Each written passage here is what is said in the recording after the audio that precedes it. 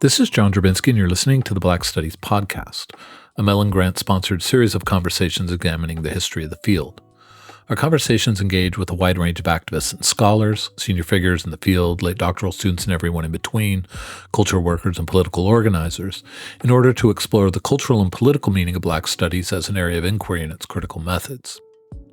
Today's conversation is with Sophia Jahadhmy and Sofia Meadows-Muriel, doctoral candidates in the Department of Africana Studies at Cornell University. Sophia Jahadhmy is a second-year PhD candidate, and her current interests include thinking cohabitation, biopolitics of the plantation, oceanic stories and histories, and alternative modes of citizenship, autochthony, and being on the Swahili Seas. In particular, she reads Édouard Glissant to examine the possibilities for identifying, relating, and constructing communal, self, and other on the Indian Ocean plantation and its aftermath in order to think affirmative futures for a cohabitating difference on Africa's easternmost coast. Sofia Meadows-Muriel is also a second-year PhD student whose research examines how the political philosophy of the Black Power movement and Pan-African anti-colonial struggles became formative influences on the praxis and intellectual production of Black Puerto Rican movement makers. Hello to both of you, Sofia Meadows-Muriel and Sophia Jahadhmy. Welcome to Black Studies Podcast. Really excited to have a chance to talk with both of you today. You know, this podcast series is, talking about the field of Black Studies, senior professors to graduate students. And so I really think graduate student perspective at multiple levels is super important, what you all bring to the field, your expectations, your sensibilities, and so forth. So I'm really happy to have both of you on the podcast today. So thank you so much for making the time. And so how are you all today? Good. We're excited. Thank you for having us. So let me start with, we'll talk, of course, about the field of Black Studies and thoughts that you all have about its orientation, its past, its future. But I wanted to start with more of a question of your personal journeys into the study of Black life and to the field of Black Studies or Africana Studies at Cornell University for both of you. What drew you to the study of Black life, but also what drew you to the field of Black Studies, right? Because, a doctoral student, you all are committing a lot of time and money and energy and emotion and chunk of your life into this. So something drew you. So I thought I'd start with you, Sophia M. What drew you to the study of Black life? What sustains you in that and drew you specifically to the field of Black Studies?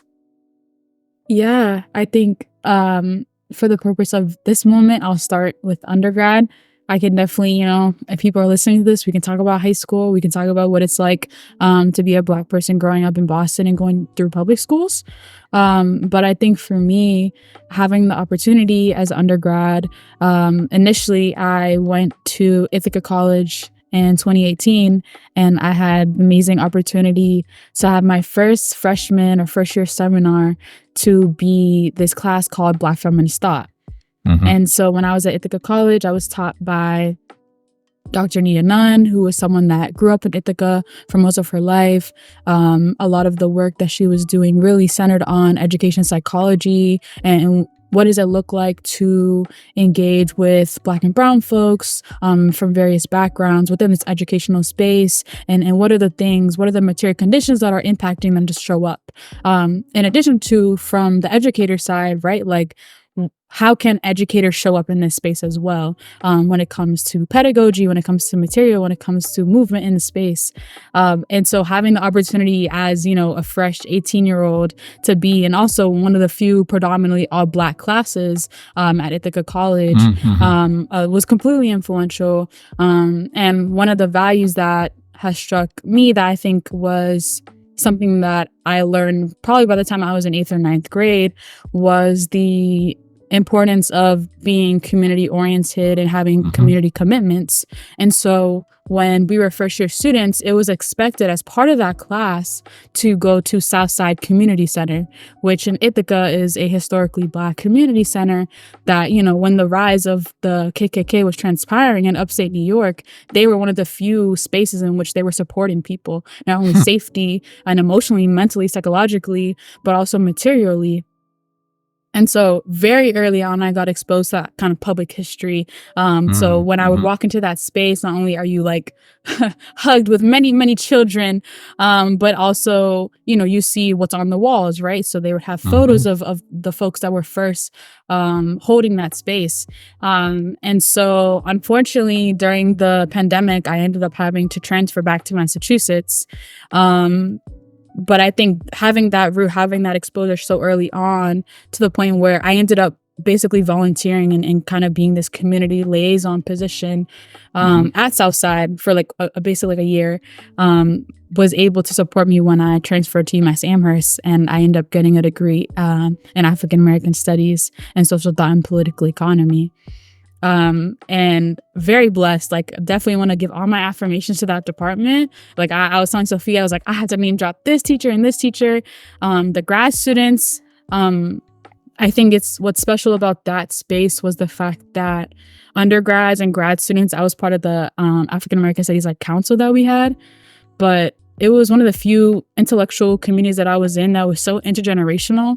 And I felt deeply affirmed as a learner, but also as, someone that was also committed to ensuring and at least probing what are the material needs of those around me, because I was new to Amherst. I had no what was going on. I was like, the first year I was there, I was completely online, right? And so I'm trying to figure out, who am I going to be living with? Who am I going to be residing alongside?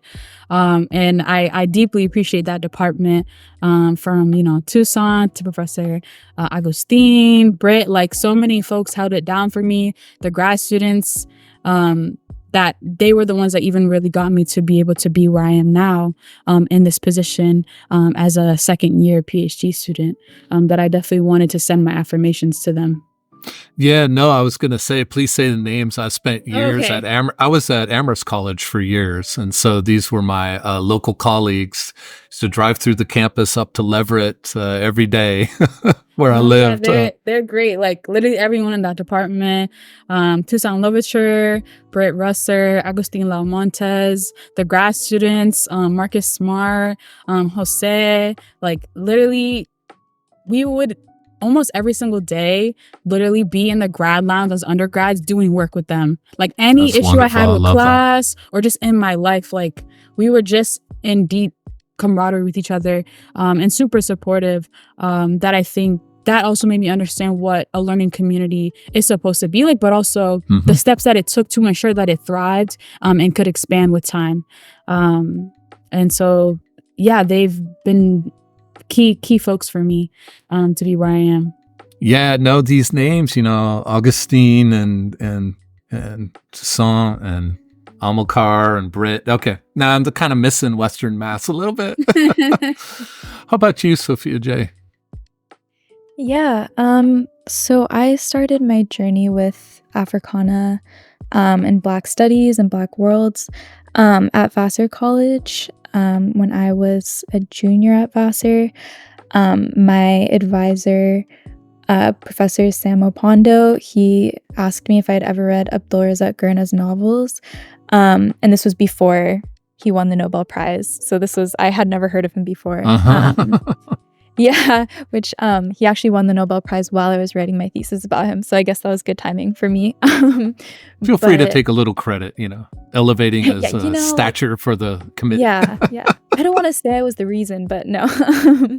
But yeah, and so I read his novels, and it was the first time that I had seen stories that were very familiar to me, from my family's history in Zanzibar, and the revolution. And it was the first time that I had seen those written. And his novels were so beautifully written. And I knew that that was something that I wanted to write about and really delve deeper into for my academic work, for my senior thesis. And so during my thesis, I was writing about sort of cohabitation, estrangement, legacies of enslavement and colonization in Zanzibar, leading up to and during and then after the revolution. And so I was really thinking about how Zanzibar was this epicenter for the global spice trade, the slave trade, but that then during the revolution, there was this wave of autochthony rhetoric, and then there were these expulsions. And what did that mean for people who had cohabitated in this island in the Indian Ocean for so long, for a millennium, then to not be living together anymore and not find any sort of common ground for cohabitation. And so, yeah, I mean, also just giving names. Professor Opondo really guided my thesis, got me interested in really delving deeper into these stories, but also Professor Timothy Kirshland, Candace Lowe-Swift. These were just sort of the people who got me interested in looking at these sea histories, looking at the Swahili Seas, and trying to challenge colonial cartographies, nation-state narratives. And so I brought that interest and Gurna's novels in particular with me to Cornell. And throughout my time here, I've remained committed and interested in these histories. But then in my first year in Professor Farid's class, actually, I read Édouard Glissant for the first time. And I just felt like my entire trajectory and how I was thinking about these ocean histories, the plantation, forms of relating to each other, cohabitating, completely changed when I read Poetics of Relation and Caribbean Discourse, which is also why fangirling a little bit about your scholarship as well as I talk to you. I was going to say, I have a book to recommend on this. Oh, I've read it a couple of times, actually. But yeah, it completely changed the way that I was thinking about Black and Swahili futures, through the idea of the mangrove, which grows along the coasts of East Africa, and how that relates to the rhizome and relation. And now as I'm starting to formulate my dissertation project, I'm thinking about how to engage Glissant with poets who are thinking about many of the same problematics from the Swahili coast, like Haji Gora Haji and Ustad Mao, and how they're sort of also mapping this oceanic sea-based life and territoriality. And so, yeah, that's a little bit of background on what I'm interested in and how I got here. Yeah. So it's interesting then to hear both of you talk about your sort of path into Black studies as a field and as an intellectual passion, because it really does stage this next question in really interesting ways, which is just a broad question about, how do you each imagine the field of Black studies?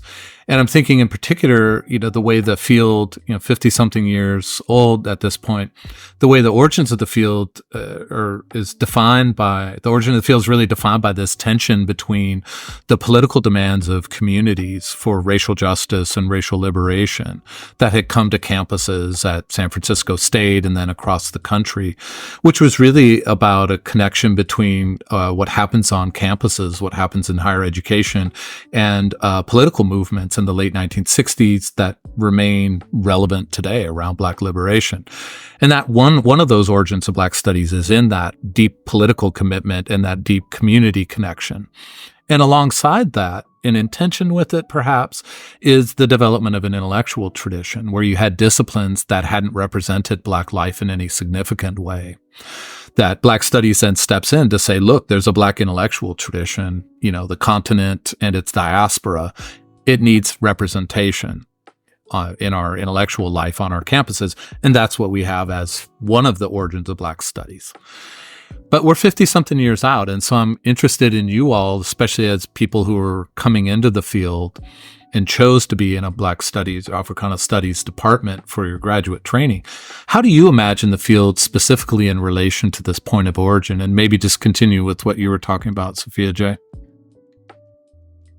Yeah, this is actually a conversation that we are having a lot in our department, and that Sophia and I continue to try and navigate. But the way that I understand it, there really is no separation between our activist and political past and the work that we're doing. I don't really know how you could do Black studies without understanding that Black being and Black life is politicized, and it has always been.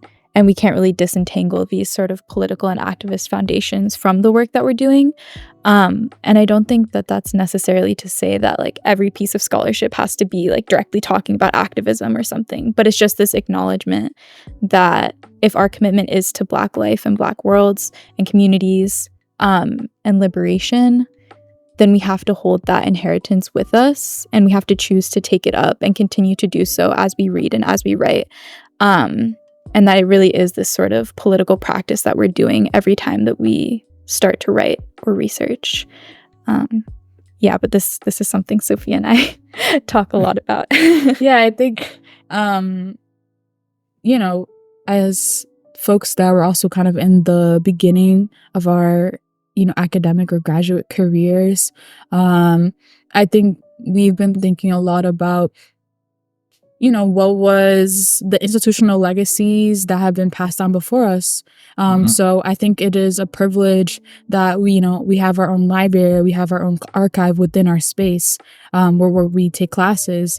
And I want to name them specifically because not only are they amazing, so like Kofi, who's the director, one of the first things that we did when we came in as a first year was just talk about the history, right? So what is this space? At least for us, that space that we're currently taking classes and we have our graduate lounge is the second space that was Africana Studies, because the first one was burned down, right? And I want to also name that explicitly, right? To Really? what Sophia said. Yes. I did not know that. The first space was burned down by, white nationalists, white supremacist entities, students, possibly outsiders as well. And so I think what we've been thinking about is what were the institutional documents or things that they've written and describing what the environment used to be that, we're now engaging in every day. How did they imagine the teacher to student dynamic, or how did they expect us to engage as scholars, right? And so there's this reader that we were able to read for one of the first year seminars with Professor Xavier Pickett. I'm pretty sure it's called the Africana Studies Reader. It's kind of a compilation of James Turner's documents that he's written. I want to name not only that compilation, but also the fact that all his former students were the one that wrote intros to that. And it also just shares not only the student to teacher dynamics, but how much and how they imagine Africana studies to be. Because I think it's important that in terms of measures of accountability and purpose, we can go back to institutional documents and critique them or affirm them or say, wow, how have things changed? But where do we see it going? And so I think what we've been thinking very actively about is in the reader, James Turner talks about how within Africana Studies, not only is Africana Studies about the fact that it uplifts African descendants all over the world, right? It also stresses the fact that we have to engage in self-reflection constantly, right? So not only are we understanding the world and understanding what we're witnessing, but we have to understand how that makes us feel, what are the effects, but also who are we accountable to? What are the expectations that we have for each other as scholars if we say that we are committing to have this Africana Studies degree, right? So there is a level of accountability innately attached. So I guess the next question and the meaning and the purpose is, a deep sense of accountability to what we're doing every single day, that I think we've been also thinking about structurally in what we're doing in the department. Yeah, and I think just to go off of what Sophia was saying, something that we're also trying to remain cognizant about is this idea of institutionalization and sort of the professionalization of Africana studies. And it's something that we're trying to remain aware of just as more departments pop up around the country. And what does it mean and what are our ethical engagements and commitments now that we're part of an institution and that we're accepting money from these institutions whose interests might be divergent from ours or whose projects are antithetical to the work that we do and our ethical commitments. Where's our funding coming from and what do we do with that? Given that this is where we are situated and this is where we've decided to do our work. And so that's also this sort of tension that we're trying to keep in mind, is this idea that we are situated within the institution, but is our commitment as Africana or Black Studies scholars not to sort of, I don't know if deconstruct is the right word, but definitely challenge the boundaries and the strictures that the institution is placing on us, and their expectations for us. How are we defying those as part of our commitment? I'm thinking about a a recent podcast in this series when I was talking with Muriel, and we got into this exact issue of, there's a real challenge that comes with this institutionalization of something that is outsider and subversive by its very definition, right? Black studies, study of Black life, but how to remain ethical and political in relation to that imperative and also have a paycheck and a grant is really complicated, actually. But also, I'm really interested in thinking about also spaces, since Sophia M., since you mentioned this about the actual space, the burning down and the rebuilt space. I think it's a question for all of us who work in Black Studies departments. What do we know about the origins? I think about this a lot in both my former department at Amherst College and now African American and Africana Studies here at University of Maryland. I actually don't know what the founders of the department look like. Well, I know, Sonia Sanchez because she's famous, but the other people, I don't know what the students who put their entire lives at risk to found these places, making sure we're also ethical in relation to even just the visuality of the origins. What did people look like? What can we glean from newspapers and photographs about the origins of these departments in order to have a really robust sense of what you both put as accountability, that we come to a place that has a history of struggle. And how do we orient ourselves ethically to that? I think it's a complicated question. I don't think it has an easy answer, but there does seem to be a part of what comes with institutionalization is almost like an erasure of those visuals and those texts, so that we're always attentive to this James Turner reader idea. I love that as a way of we're going to put these documents together and you can't not remember. Yeah. So let me shift to that bigger question about how do we imagine the field of Black studies and our obligations to the politics and the intellectual tradition aspects of its origin, and ask you both about your own research, projects and your visions of your own intellectual contribution, present but also future. And ask you, how do you see it in relation to the history of the field of Black studies? And how do you see it as pushing a boundary? And maybe start with you, Sophia. Yeah. So I think it's so interesting when you reflect on where you arrived currently, intellectually. So currently, I've been thinking a lot about how Black Puerto Ricans, also as a Black Puerto Rican person, how do we engage, uplift the Pan-African tradition? And so, I think folks, hopefully, throw out folks like Arturo Schomburg. Him as a Black Puerto Rican as well as overall Caribbean identifying man, and reading particularly, his evolution of self and how he self-identified, from starting as a Puerto Rican person, a Black man, a Negro man, right? You can see his evolution of notions of self as he's traveled, his notions of, being a bilingual person.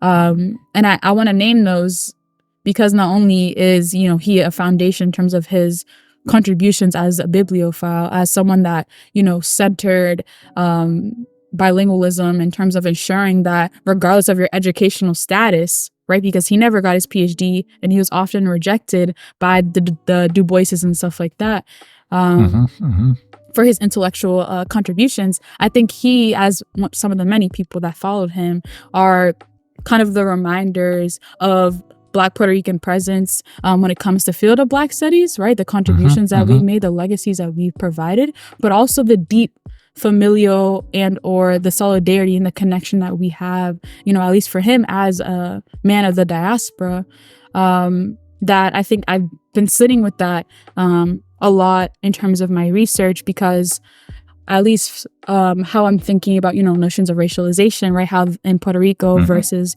how it is in maybe New York or Connecticut or Florida, it varies. Nonetheless, I want to think really strategically on those questions of what the Pan-African tradition has contributed to, young people such as the Young Lords, who they name in their texts, this affinity, right?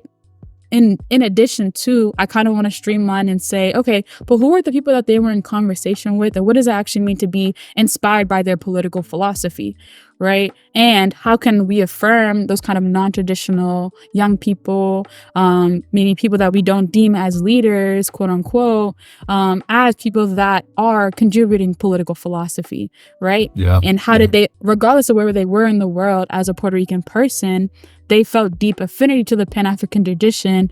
Some could say as a universal tradition, as a tradition that is connecting, so many different struggles around the world. But I think I want to stress the political actions associated with them saying that they have this affinity, right? So it's one thing culturally, and if you look in Puerto Rican studies, we can affirm, or we're starting to affirm a lot, to what it means to be an Afro-Latinx person. So I want to uplift all the legacies. Agustin is one of those pillars that have supported that. In addition to yes, culture is important, right? So we can say our dancing, our maybe style, when it comes to our hair, particularly things like that are so important that we can name as a direct connection to the continent. But I want to stretch us a little bit more and say we were also connected to their political anti-colonial struggles, right? And how, right? And let's be explicit. We've been affirming each other.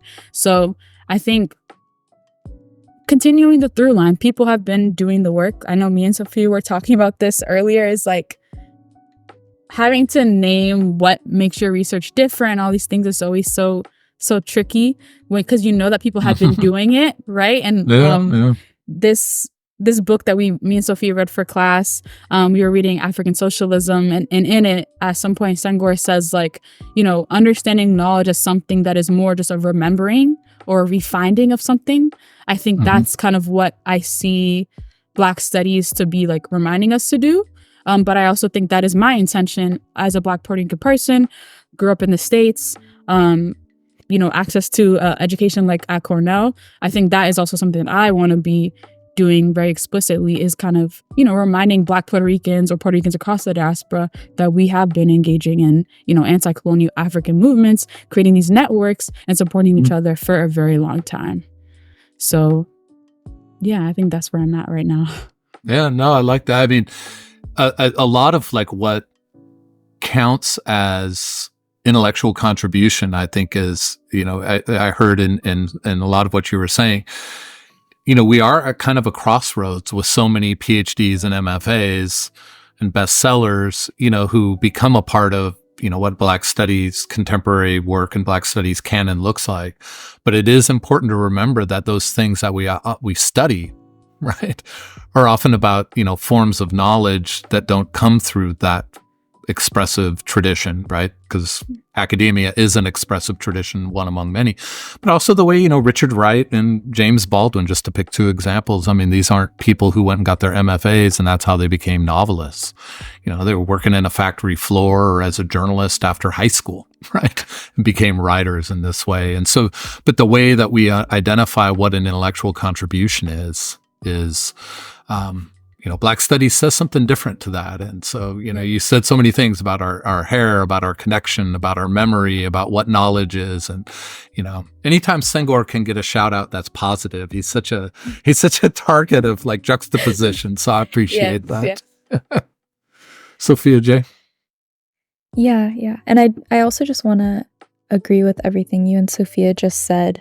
And I think it's another predicament of Black studies is just questions about credit and who's kind of gaining notoriety from our writings and our research. Because like Sophia said, a lot of the things that we're writing about, people have been living this way. Nothing is surprising. Many people, if they read what we wrote, it's not a groundbreaking study. It's just oh yeah, this is how we live. And that's in some ways how you know that you're doing it right, because you know that you're actually doing justice to the lived experiences and the material conditions of people. But it really is, I think it's a difficult balance of just trying to realize that you're not kind of theorizing out of thin air. You're actually grounding this in the way that people have lived. It's just whether or not someone's paying attention and taking it as knowledge that's worthy of us studying. As far as kind of situating my work, I think one of the things that I appreciate most about Black studies, Africana studies, is how it's trying to look to these alternate geographies to kind of see other ways of conceptualizing modernity, other lived enlightenments, other forms of globalization that are completely different and don't necessarily take the same form as the European iterations that we study in school outside of Black studies departments. And I think, I don't know, I have a complicated relationship with Black studies and Africana studies, primarily because what I study, if I'm thinking about the Swahili coast or the Indian Ocean world, that's not necessarily something that's included in many Black studies departments in the first place. And I was lucky enough to go to Vassar College, where the Africana Studies department requires that all majors take an Indian Ocean Studies class, which I think is really rare. I know even at Cornell, we're focusing on the US, the Caribbean, the continent, and then sometimes Europe. But there's never really a look farther than the Atlantic context. And so, I mean, it's interesting trying to navigate what it means to know that the Indian Ocean is a Black world, but what does it mean that it's not necessarily included as part of the Africana world? And I think that you see that with this sort of wave in some universities where when Black studies departments were first established, it was during the 60s and 70s when people were starting to take Swahili and they were taking on Swahili names. And now there's this push for Swahili to be out of the Black studies departments because it's a language of trade, quote unquote. And it's not, again, quote unquote, purely African, as if that purity ever existed in the first place anywhere in the world or in Africa. So always a little weird on that way. Yeah, exactly. But I just think it's interesting trying to navigate that space and trying to sort of insist that the Swahili coast, the Indian Ocean world, has something to say in Black studies, and sort of trying to situate it in that context in a way that it hasn't been. So that's kind of what I'm sitting with right now. Yeah, I think the Indian Ocean and Black studies is I'm really curious to see where it goes in the next 10, 15 years, because I feel like there's a lot of conversation about, I mean, two things, what both of you were talking about in some ways, like what do we make of the Hispanophone Caribbean and the Black diaspora? I think that's still a really fraught question. And what do we make of the Indian Ocean world? I mean, I do think it's one of these moments of embarrassing naivete in its own way of, you know, how have we not treated it, right? I mean, it's just the other side of the continent of Africa. It's not, you don't have to take some special journey to see this other oceanic question. But both of those, for me, are just so essential for the field, but they also take the field in really different directions, whether it's in terms of narratives of nation, race, and identity, or in terms of languages, you know, just talking about Swahili as, you know, can you make sense of the Indian Ocean world without the word Swahili in addition to the language? Mm-hmm. And I do think, just kind of going off of that, something that Sophia and I have talked about a bit is that the study of the two regions that we're talking about, like if you look to Indian Ocean studies, for example, there's rarely ever an acknowledgement of the African Indian Ocean, and there's rarely ever an acknowledgement of Blackness. And so I think that, and I know that from conversations with Sophia, there's a lot of discourse on mixedness, whether it's cultural or racial, in the regions that she's writing about. And I just think some of it also might be seeing that sort of anti-Blackness in those studies. And so not necessarily, I don't know, I think that might kind of be connected to why the regions aren't necessarily part of our common conversations in Black studies as well. That might just be another side of it too. Yeah. I think too, like, also we've talked about, like, you know, the reality of, at least within the Puerto Rican context, the, you know, U.S. colonial dynamics. We talked about the same with Zanzibar, and yeah, this, you know, the differences, but also, you know, the transition in kind of these political statuses, and how does that also influence, you know, socialization within those spaces when it comes to race, gender, sexuality. We've talked about, you know, phenotype, you know, like that's how explicit it can get. That I also think it's really important that we name that reality as well.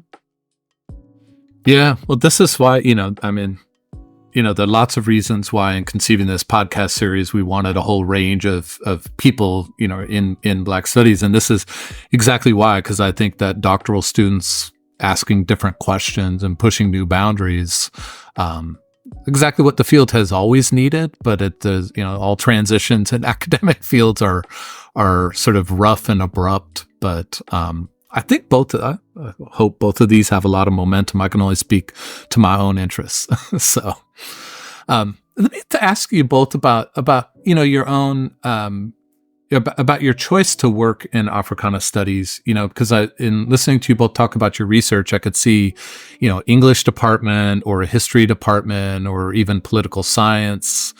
But you chose to come into Africana studies. And so in making that choice, I'm curious how you see it impacting how you conceive your research, but also how you conceive, you know, what a classroom looks like. You know, both of you talked about, you know, you had important moments in, you know, whether they were in disciplines and were around Black materials or actual Black studies courses. You know, the difference between a disciplinary approach in a classroom, but also disciplinary approach in research and an area studies approach. So I'm curious to hear you reflect on, you know, how you see your research and future teaching impacted by that choice to work in Africana rather than a discipline. And maybe start with you, Sophia J. Yeah, I think that's a great question. My understanding of Africana studies is that it goes beyond what a traditional area study would necessarily do. I think that one of the most important aspects of Africana is, of course, its interdisciplinary nature, the fact that we're not trying to create a new discipline with its own rigid boundaries, methods, but we're rather saying this is a field of inquiry where we are using whatever is necessary to do justice to what we're talking about. And I think that that's something that really broadens our horizons. And I think it's really freeing for students who feel like they can't quite fit their questions into these rigid disciplinary boundaries. So I do think that I would make that distinction because I don't necessarily view it as an area study. But I think something else, and I think this is important for the classroom as far as students who have an interest in Africana studies or Black studies, and it's that something that we've been taught, at least in our program, from our first year seminar with Professor Siba Gervogi, to just conversations that we're having with each other and sort of seeing across campus, is that Black studies and thinking about Black life and Black worlds, you're not necessarily just writing for those worlds. You're writing about the human condition and you're writing about the world at large.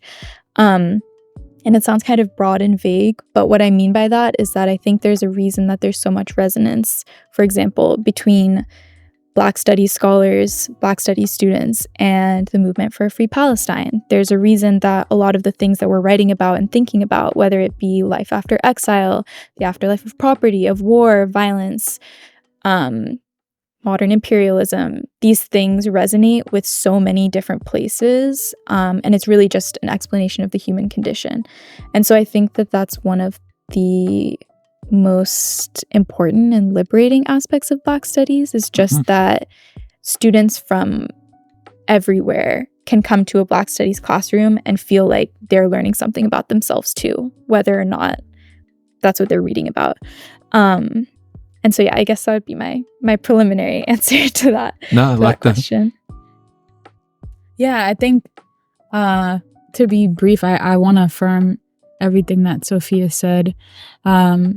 Particularly, I want to add, at least within the classroom, I think I'm going to be doing it in the upcoming semesters, but as someone that has been in the classroom space as a former high school, teacher and whatnot, I think what I've noticed the last year being in Africana Studies, but also in Afro-Am at UMass, was the intentionality of stressing the classroom dynamics, right? So, hopefully becoming acquainted with the people in this space, feeling a level of commitment to pushing each other in this space, disagreeing in this space, in addition to, holding the space in times in which the things that we're witnessing in the world can be held in the space, right? Because at least what I feel like Black Studies always was able to hold me in a particular way in which the classroom is just, this moment in time in which we convene together,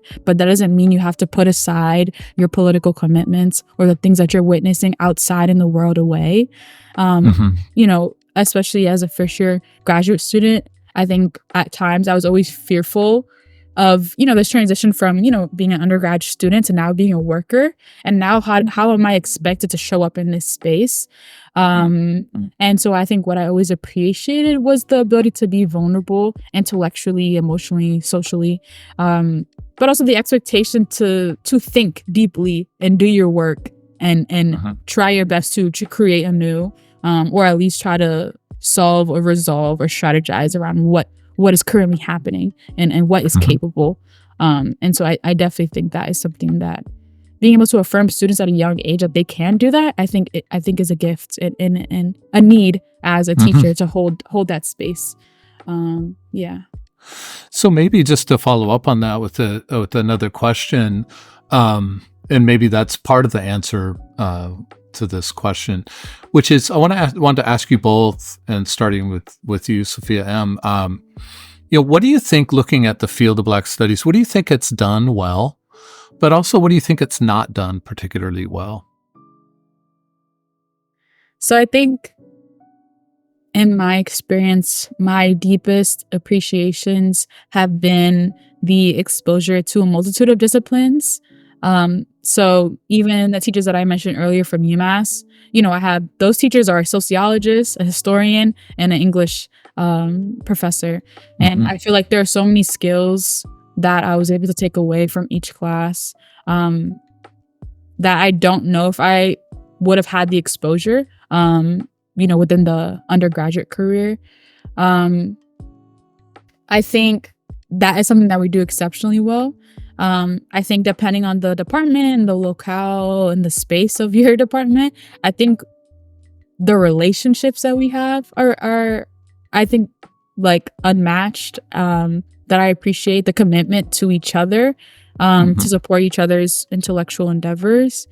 I think that what we need to work better on, it always feels weird to comment on that, just because you could take the Fifth Amendment on that. Okay. I don't want to incriminate myself or any of my professors. And no, it's more like when you understand a structure is bigger than you, right? You know that there are certain things that are in certain people's control and there are certain things that aren't, right? And so at least, at UMass, I know there was times where, we, as an undergrad, you never know the economic dynamics that are attached to certain things in the space, compared to other departments.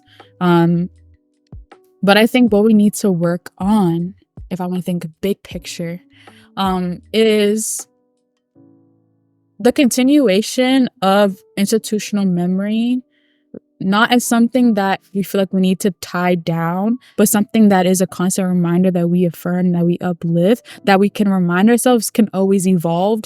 And those initial founders or creators and students want us to do that, right? Like, given what we have going on in the world, things need to shift. Like, it's not a question about like if, it is when. So we might as well be as expansive and flexible as possible to shift and change, whether it's, you know, the structure between admin and graduate students, or the reality that a lot of undergraduate Africana Black studies are not having a high population of students in their pools for majors and minors, right? Like, we have to have those real transparent conversations, not from a place of shame, right? Of what are we doing? I don't know, in a negative fashion of like, okay, maybe yes, like what are we not doing, right? But also what is bigger than us, and also what are we capable of? Or how is our teaching, or how are we showing up in space that is maybe deterring people from wanting to continue to be in this space? Those are hard questions. I mean, academia is not very good at self-criticism, especially around these kinds of, I mean, I think we all want to imagine that we're magically, you know, inviting people into a liberatory space, but asking like those kinds of questions, as well as, you know, getting back to some of the previous, you know, conversation we've had already of the one of the risks of institutionalization is homogenization. Right. And what is distinctive about the kinds of places we create for learning and conversation and political struggle on and off campuses. Right. And being able to name too, like, you know, it's okay to be able to name what we are not. Right. And like, and I'll say this in terms of something that's okay for academia and all these things to name, like, we are not an organizer hub. Right. Like, let's just be honest. Right. Let's not pretend or whatever. Right. But let's also be honest about what we are expected to provide for you. Right. I think it's okay to have both of these conversations simultaneously, because I think when you are not clear about what you actually can provide or what you actually are as a container, given the legacies of what academia is, right, that's when disillusionment or just harm, like real harm, can occur, right? Because we're saying something that we're actually not doing. So it's better to just be honest and not, you know, use particular buzzwords, whether it's, you know, abolitionism or whatever it is. Well, that's just not what we're doing. We need to give it to grassroots folks. We can support folks with resources, intellectual XYZ, ABC, but we are not like the abolitionist project, right? And so that's okay. That should be expected as of now. Multiple disciplines rather than all the only disciplines. Right. Yeah, I think going off of what Sophia you're saying, I think that we do need to acknowledge, though, that we were born out of activism, and if we are leaning away from that, why? And is that something that we're all committed to diverging from? Because I think that, I don't know. So Michael Hart came to Cornell a couple of months ago, and he was talking about his book, The Subversive 70s, and he was talking about how, like, why is it that in the 1960s and 70s we were saying Black power, and then now in the 2010s and 2020s, we're saying Black Lives Matter? Like, why is it that we are asking for so much less now? Why are we demanding less? And I think that, like, on the surface, it's talking about activism, but that's maybe a broader conversation for Black studies to weigh in on, because I think, is it because of institutionalization that we're expecting less for ourselves, that we're willing to accept a lower level, that we're not demanding everything that we were hoping for when we were first founded? I don't know. It's not a completed thought, but it's just something that it really stuck with me when he said that. That's a really good question. Actually, I'm a little rattled by it. So, because it really makes you stop and think, like, oh wow, like what has changed that's made us ask for so much less. And so, yeah, I think that's one of the things that I would say we need to at least think about. I don't know if it's necessarily what's gone wrong with Black studies, but more just like, how did we get here? And is this the path that we want to continue down? So that's just off of what Sophia was saying. Those both really interesting questions and or responses to the question. And I think, what I like is that it puts the question of what Black studies has not done particularly well or needs to sort of consider as a question right on our desks and right at our doorsteps of our offices and our campuses. So I really appreciate that. Let me ask a really, really speculative future question. So less about sort of how do we think in this immediate moment or think about the past and think about in the future, right? We're 50 something years into Black studies as a field. And so as we were talking before, like one of the origins of the field is a necessity to develop the Black intellectual tradition as something that disciplines had completely ignored and completely neglected. So one of my questions that I come back to is what is the index for us in terms of measuring the success of Black studies, that it's done what it needs to do? Is it to become a field where we have our own critical framings, methodologies, critical language, however you want to characterize it? Or is it to have so transformed the disciplines, right?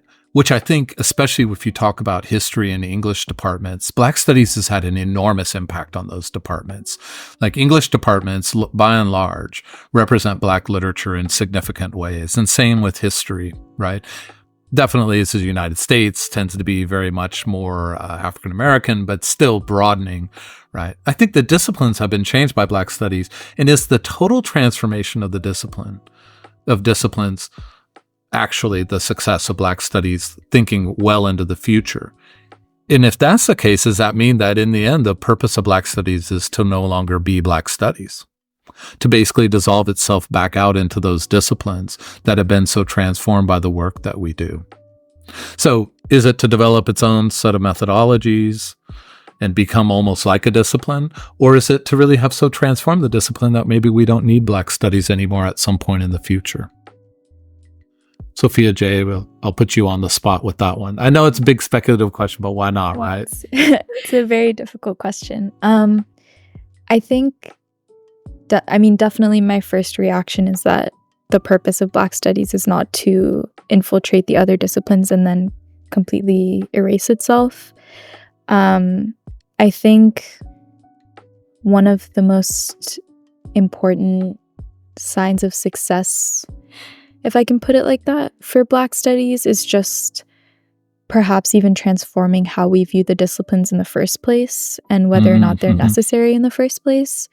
Because we're blurring so many lines between different methodologies, different canons, archives, that I think it challenges the idea that these are disciplines that we need to have in the first place. Yeah. And why can't we just look more to different lines of questioning and follow those and follow our commitments rather than trying to, again, institutionalize, but create these disciplines that we're housed in that maybe make us feel intellectually safe, perhaps. I also think to the earlier part of your question about how I see Black studies being successful in the future is, I think, a commitment to disagreement is really important.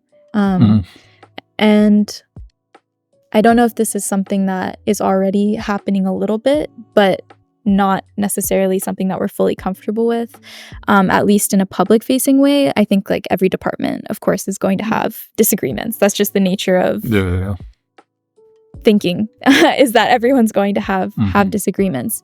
But I think that in Black studies in particular, we're creating, or together we are creating this new world. And if you're creating a new world, you're going to have disagreements. And whether it's about language or what sources we can use, what counts as Black studies, I mean, I think all of these disagreements are so important in building community and in making sure that we are creating a future that accounts for the complexity of the people who are creating Black studies. And I don't know, I think that that's something that we need to commit to, is committing to disagreeing and it not being personal, but it being more that we're all committed to this future of Black studies. And that's going to look different for everyone. It's interesting because I'm really, like, in my own research and thinking, come back to the word tradition regularly, which rubs people the wrong way often because they think it means uniformity. But the thing is intellectual traditions always have deep disagreements. I mean, I think about Harold Bloom talking about, which was essentially the white male Anglophone tradition of poetry. I mean, he was talking about every poet is parasital, so that's as conflictual as you can get, and finding ways that Black studies can have those levels of disagreement in the constitution of its tradition. I think it's hard in moments of, especially because it's the field, like Black people in the world are in a constant mode of crisis. Like, how do you affirm difference and conflict in modes of crisis? It's tough, but it's also, this is a long way of saying I agree with you on that. I think it's absolutely essential to conceiving the field and what it looks like to take those steps of advance. Yeah, Sophia? Yeah. I think for me, I've had this conversation before, but it was with my friend, Charlie Wing, who got his degree from San Francisco State in ethnic studies. And I named that because he actually said a very similar response to your question, in terms of, for some within ethnic studies, folks think that the intention is eventually for it to dissolve itself. I guess where we are with Black studies and the realities of what's happening in the world is, it's not going to happen in either of our lifetimes. I guess, what is the effect of it being dissolved or not, right? Since I think if it's kind of, an amoeba effect, and like what Sophia was saying, I know at least within our department, we've had this conversation of like a field versus a discipline, right? And how those approaches, or even ways of thinking about those two words, will influence how you think about learning, right? So then are we talking about, institutionalized learning? I think that's a larger conversation. I see that at least within Black studies, we're using the questions that are within these disciplines, as well as their methods, to then think about a particular perspective or the effect of legacies of this method. But yeah, I think, to continue what Sophia said, talking about disagreement, I think I would name, how are we sitting with that discomfort of it being dissolved, right?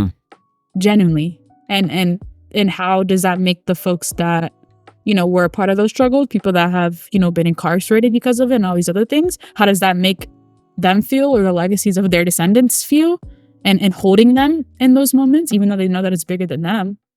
But I guess, I think that's how I think about that question, is all of us being okay with that dissolvement, truly, and sitting with its loss. And or the opposite could be said for the other disciplines, is, as Black studies expands, and then maybe history or other things dissolve, we think about our language differently. It's not disciplines, it's just fields, right? How do we sit with this discomfort, with the rigidity that we've had for so long, and are we cool with that, right? But also, what is the effect of that? Like, how does that actually become, more of a intellectual, and a better intellectual environment for everybody, for learners, for teachers.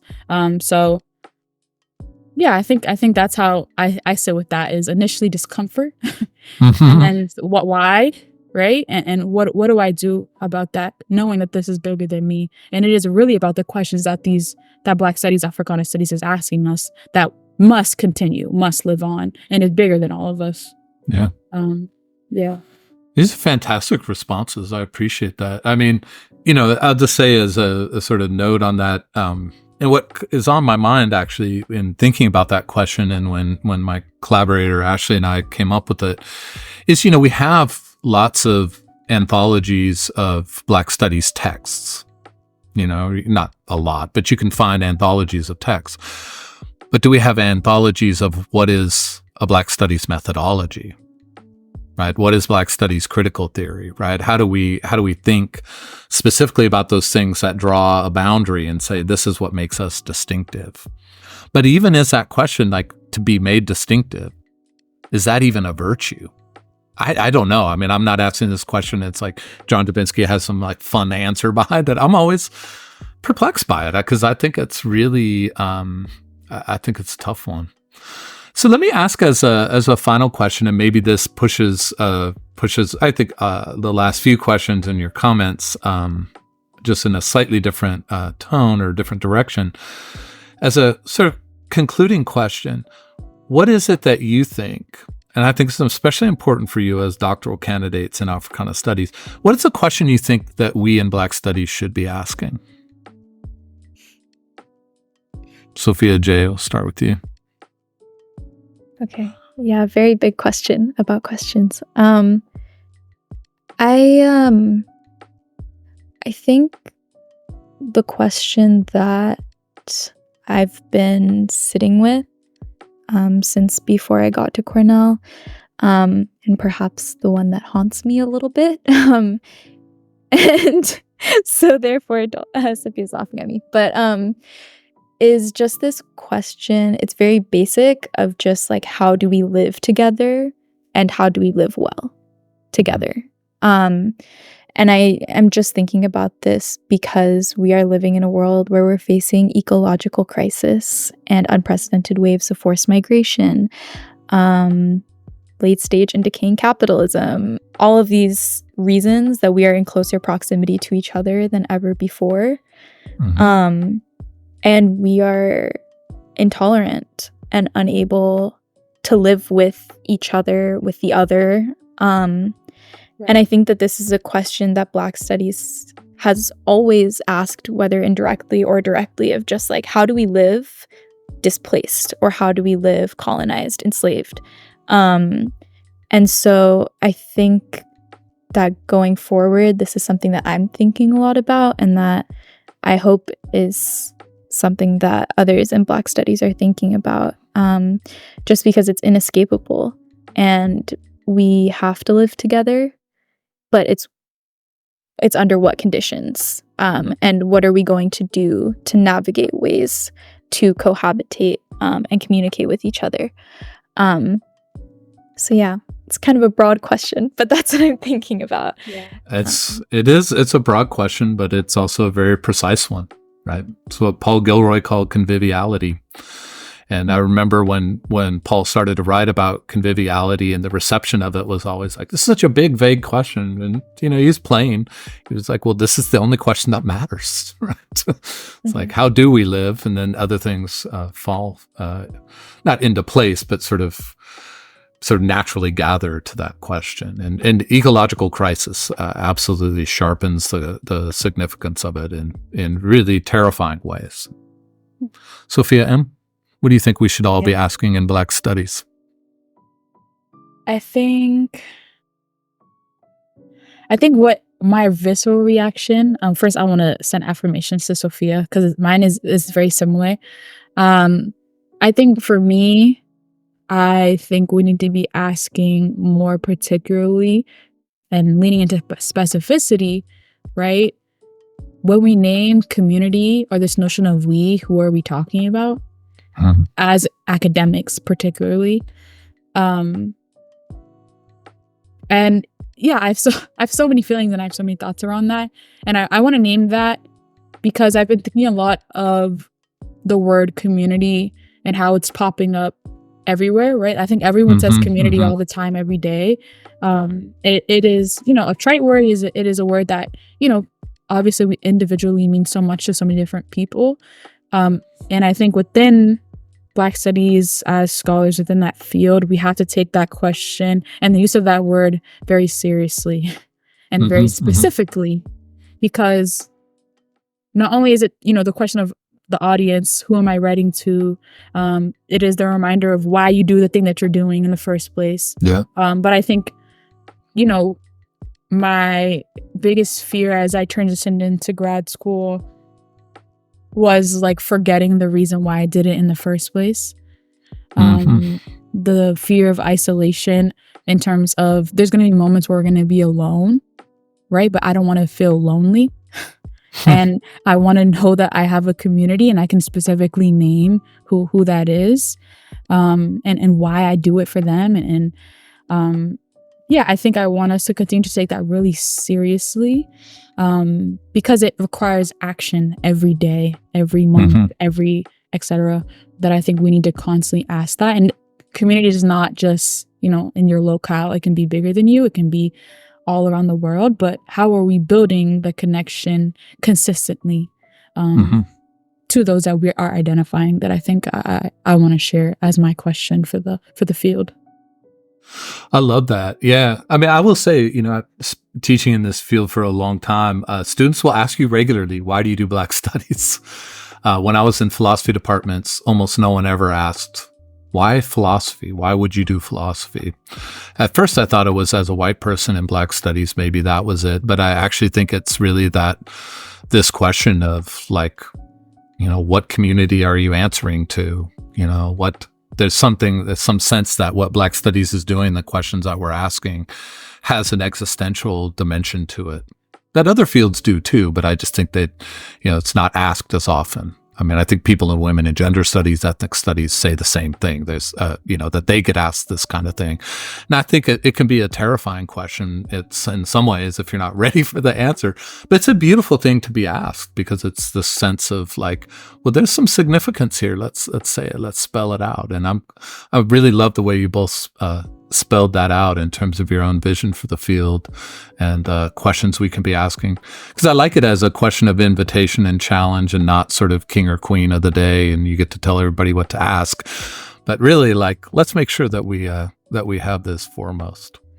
Well, this is a great place to conclude. This was a fantastic conversation. I really appreciate both of you making the time for it.